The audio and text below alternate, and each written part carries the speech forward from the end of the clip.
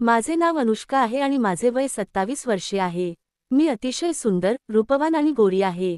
माझी ठेवण इतकी आकर्षक होती की मला पाहणारा कोणताही पुरुष माझ्या प्रेमात सहज वेडा व्हायला तयार असायचा। मी एखाद्या चित्रपट किंवा मालिकेतील नायिकेप्रमाणे सुंदर दिसत होते। माझे शिक्षण नुकतेच पूर्ण झाल्यामुळे माझ्या आई वडिलांनी माझ्या लग्नाचा विचार पक्का केला। तेव्हाच माझ्या मामाने माझ्यासाठी एका मुलाचे स्थळ आणले। तो मुलगा परदेशात नोकरी करत होता आणि त्याला उत्तम पगार देखील होता। त्याचे नाव विराज होते। मात्र तो मुलगा रंगाने काळा होता आणि वयाने माझ्यापेक्षा बराच मोठा होता। त्याचे आईवडील शहरात राहत होते आणि शहरात त्याचे स्वतःचे घर होते। एकूणच नोकरी आणि घर संसार या बाबतीत तो स्थिरावलेला होता। या परिस्थितीमुळे माझ्या आई वडिलांनी लग्नाला लगेच होकार दिला। मला खरं सांगायचं तर विराज अजिबात आवडला नव्हता, पण माझ्या आई वडिलांच्या इच्छेपुढे माझा विरोध टिकला नाही, म्हणून त्यांच्या म्हणण्यानुसार मी त्याच्याशी विवाह केला। सध्या मी माझ्या सासू-सासऱ्यांसोबत राजकोटमध्ये राहते। आमच्या लग्नाला आता 5 वर्षे पूर्ण झाली होती, पण मला अजूनही आई होण्याचे सुख मिळालेले नव्हते। माझा नवरा विराज नोकरीमुळे परदेशातच राहत होता। घरात मी, माझे सासू-सासरे आणि माझी नणंद श्रेया असे आम्ही चौघेच राहत होतो। विराज दर 5-6 महिन्यांनी एकदा घरी यायचा आणि 3-4 दिवस राहून परत कामावर जायचा, त्यामुळे घरात आमचा चौघांचाच संसार होता। एके दिवशी संध्याकाळी 7 वाजता घरात काही वस्तू संपल्यामुळे मी त्या आणण्यासाठी मार्केटमध्ये गेले, पण वस्तूंची खरेदी करता करता मला घरी परतायला खूपच उशीर झाला। मी ऑटो रिक्षाची वाट पाहत उभी राहिले, पण काही केल्या ऑटो मिळत नव्हती। आता रात्रीचे 8:30 वाजले होते आणि सर्वत्र खूप अंधार पसरला होता। माझे घर तिथून जवळजवळ 10-11 किलोमीटर दूर होते। रस्त्यावर फारशी वर्दळ नव्हती। मी थोडा वेळ वाट पाहिल्यानंतर मला दुरून एक 2 व्हीलर गाडी येताना दिसली। मी त्या गाडीला हात केला। ती गाडी माझ्या जवळ येऊन थांबली आणि काय आश्चर्य, गाडी चालवणारा व्यक्ती माझ्या नवऱ्याचा मित्र होता। गाडी थांबवताच तो म्हणाला, "अरे वहिनी, तुम्ही एवढ्या रात्री इथे? इतका उशीर का झाला?" मी त्याला कारण सांगितले, "मी बाजारात काही सामान घ्यायला आले होते आणि आता घरी जायला निघाले आहे, पण दुर्दैवाने ऑटो रिक्षा काही केल्या मिळत नाहीये." तेव्हा त्याने तत्काळ विचारले, "तुम्ही अजिबात काळजी करू नका, तुम्हाला जर काही अडचण नसेल तर मी तुम्हाला माझ्या 2 व्हीलरवरून घरी सोडू शकतो का?" मी विचार केला की आता खूप उशीर झाला आहे आणि दुसरा पर्यायही दिसत नाहीये, त्यामुळे त्यांच्यासोबत जाणेच योग्य आहे। मी त्याला म्हणाले, "ठीक आहे भाऊजी, चला", आणि मी त्याच्या गाडीवर बसले। मी त्याला चांगले ओळखत होते, कारण माझा नवरा जेव्हा घरी यायचा तेव्हा तो त्याला भेटायला येत असे। त्याचे नाव आदित्य होते। तो दिसायला खूप देखणा, आकर्षक आणि भरदार शरीरयष्टीचा होता। त्याने गाडी सुरू केली आणि आम्ही घराकडे निघालो। तेवढ्यात अचानक एक कुत्रा रस्त्याच्या मध्ये आला, त्याने त्वरित जोरदार ब्रेक दाबला। या धक्क्यामुळे माझा स्पर्श त्याला झाला, पण तो काहीही बोलला नाही आणि मी लगेच मागे सरकून बसले। थोडे पुढे गेल्यावर पुन्हा त्याने अचानक ब्रेक लावला आणि मी पुन्हा त्याच्याकडे ओढली गेले। यावेळी मात्र मला त्याचा तो स्पर्श वेगळा आणि चांगला वाटत होता, कारण खूप दिवसांनी मला एका पुरुषाचा स्पर्श जाणवला होता।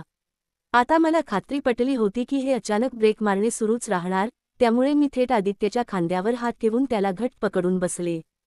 त्याने कोणतीही प्रतिक्रिया दिली नाही, कदाचित त्यालाही माझा हा सहवास आणि स्पर्श आवडू लागला असावा।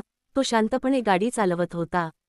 तेव्हाच माझी नजर गाडीच्या साइड मिररवर पडली। आदित्य वारंवार आरशातून माझ्याकडेच पाहत होता।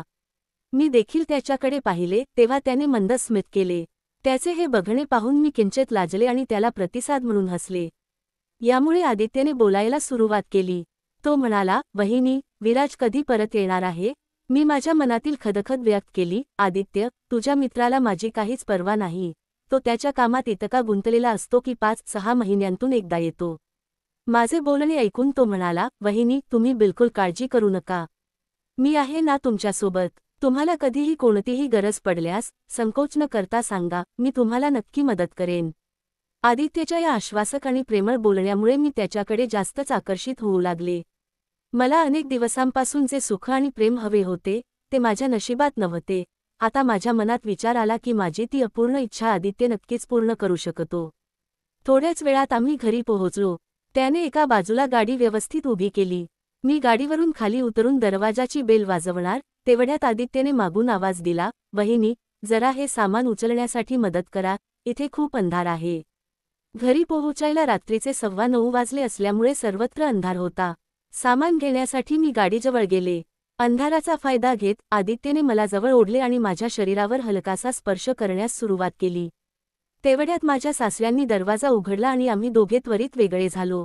त्याच्या त्या अनपेक्षित स्पर्शाने मी पूर्णपणे मोहित झाले होते. मला आता कोणत्याही परिस्थितीत त्याच्यासोबत जवळीक साधायची होती.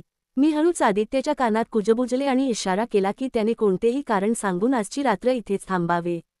असे बोलून मी सामानाची एक पिशवी घेतली, पण जाणूनबुजून दुसरी पिशवी गाडीजवळच ठेवली.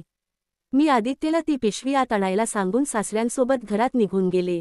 थोड्याच वेळात आदित्य ती पिशवी घेऊन घरात आला. तेव्हा सासरे म्हणाले, सुनबाई, आदित्यसाठी एक दमदार कॉफी बनव. मी लगेच कॉफी तयार केली. आदित्य आणि सासरे दोघेही हॉलमध्ये सोफ्यावर बसून होते. मी त्यांना कॉफी दिली. कॉफी पिताना ते दोघे गप्पांमध्ये रंगून गेले. कॉफी संपल्यावर थोड्या वेळाने आदित्य त्याच्या घरी जाण्यासाठी गाडीकडे निघाला. मला वाटले की तो आता निघून जाईल, म्हणून मी दरवाजात उभी राहून उदास चेहऱ्याने त्याच्याकडे पाहत होते. तो गाडीवर बसला आणि गाडी सुरू करण्याचा प्रयत्न करू लागला, पण गाडी सुरू झाली नाही. त्याने गाडी हलवून पाहिली, तेव्हा त्याला समजले की गाडीतील पेट्रोल संपले आहे. माझे सासरे देखील तिथेच उभे होते. आदित्य त्यांना म्हणाला, काका, बहुतेक गाडीचं पेट्रोल संपलंय. एवढ्या रात्री मी कुठे जाणार? उद्या सकाळी एखाद्या पेट्रोल पंपावर गाडी घेऊन जाईन. आजची रात्र मी इथेच बाहेर बाल्कनीत झोपतो, फक्त एखादी चटई आणि ब्लँकेट द्या. तेव्हा सासरे त्याला आग्रहाने म्हणाले, अरे आदित्य, तू बाल्कनीत कशाला झोपतोस? हे आपलंच घर समज, तू गेस्ट रूममध्ये आरामात झोप. आदित्यने त्यांचे म्हणणे मान्य केले. आता रात्रीचे 10 वाजले होते आणि मी स्वयंपाकघरात जेवण बनवत होते. सासूबाई, सासरे, नणंद श्रेया आणि आदित्य हे सगळे दिवाणखान्यात बसून टीव्ही पाहत होते. काही वेळाने आम्ही सर्वजण जेवण करायला बसलो. जेवताना माझी नजर सारखी आदित्यकडे जात होती, पण सासऱ्यांच्या उपस्थितीमुळे तो खाली मान घालून जेवण करत होता. जेवण झाल्यावर आदित्य गेस्ट रूममध्ये झोपण्यासाठी निघून गेला. सासूत सासरे आणि श्रेया देखील आपापल्या खोलीत गेले.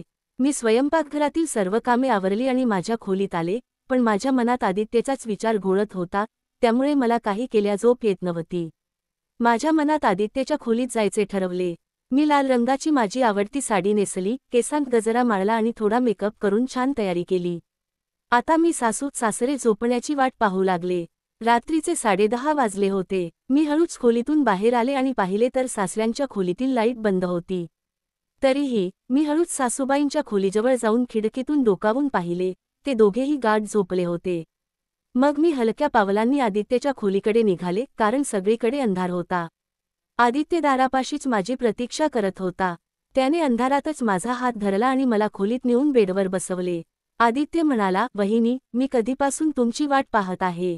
मी त्याला उत्तर दिले, आदित्य, मी तुझ्यासाठीच तयारी करत होते आणि सासूबाई झोपण्याची वाट बघत होते.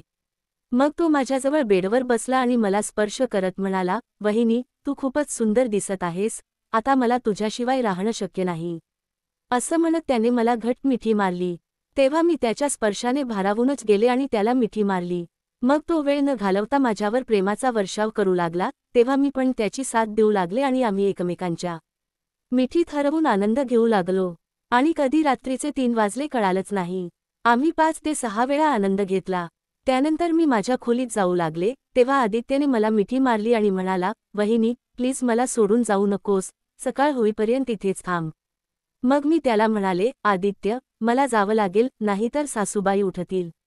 आपण जेव्हा संधी मिळाली तेव्हा पुन्हा भेटू. मग मी त्याला म्हणाले, आदित्य, मी पण तुझ्याशिवाय राहू शकत नाही.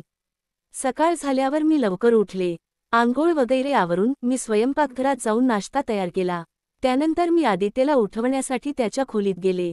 तो जागा झाला, फ्रेश झाला, नाश्ता केला आणि आपल्या घराकडे निघून गेला. यानंतरचे काही दिवस असेच निघून गेले. एके दिवशी दुपारच्या वेळी एक सुवर्ण संधी मिळाली. सासूबाई आणि सासरे दोघेही काही कामासाठी बाहेर मार्केटमध्ये गेले होते आणि माझी नणंद श्रेया कॉलेजला गेली होती. याचा अर्थ घरात मी पूर्णपणे एकटी होते. मी क्षणाचाही विलंब न करता आदित्यला फोन केला आणि त्याला घरी बोलावले. आमच्या पहिल्या भेटीनंतर बराच काळ उलटून गेल्यामुळे मला त्याची आठवण येत होती आणि मला त्याला पुन्हा भेटायचे होते. त्या दिवसापासून आम्ही दोघांनीही असा नियम केला की जेव्हा जेव्हा घरात आम्हाला एकांताची संधी मिळेल तेव्हा आम्ही भेटून आमच्या इच्छा पूर्ण करायचो. प्रिय मित्रांनो, जर तुम्हाला ही कथा आवडली असेल तर कृपया व्हिडिओला लाईक करा, कमेंट करून आपले मत कळवा आणि अशाच नवीन कथा ऐकण्यासाठी चॅनलला सबस्क्राईब करा. धन्यवाद.